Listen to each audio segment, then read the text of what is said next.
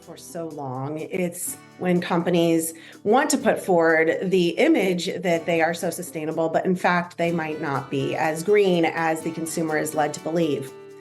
And now we're actually seeing the reverse of that trend, which is a term that my client South Pole coined last year with the release of one of their net zero reports, green hushing. And so it's the opposite effect of that. It's when companies are in fact doing a lot of work. They are working on decarbonization. They are trying to decrease their footprint and work towards net zero. However, they feel that for one reason or another, they are not able to be so vocal about it. And that has to do with pressure in the political environment that we see, and them just not wanting to stick their neck out there so much for fear of backlash, for fear of scrutiny of what they're doing, because maybe they aren't quite perfect yet, but they are working towards their better goals.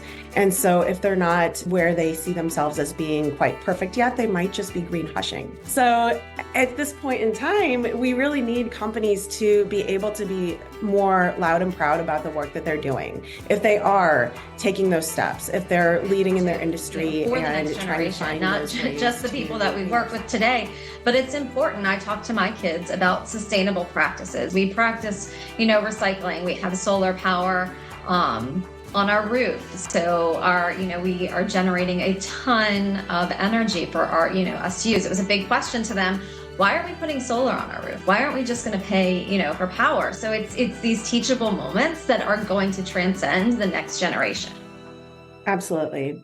Yeah, and it's starting younger and younger. As you and I have also talked about, our students, our kids, and their public schools are teaching climate change. They're teaching sustainable living habits that were not a part of our curriculum when we were younger. And so this is, coming from a young age, carrying with them through high school, college, and into their careers. And so this is just, the way of the next generation, but in a positive way. Definitely a positive way.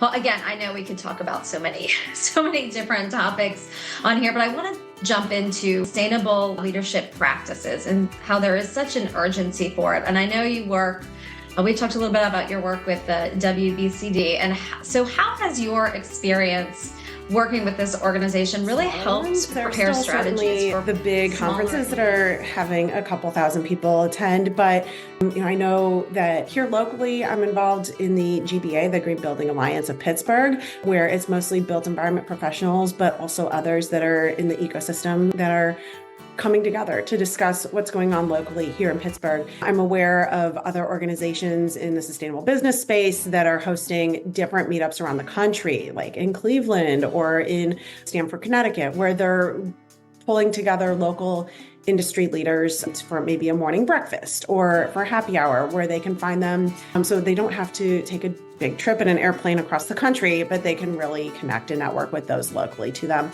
And that just makes sense on many levels to be able to support each other in person and to support your local economy. Also, I've been noticing that, post-COVID, there still are a lot of virtual events taking place. Yes, there are the smaller local events, across different cities, and that makes great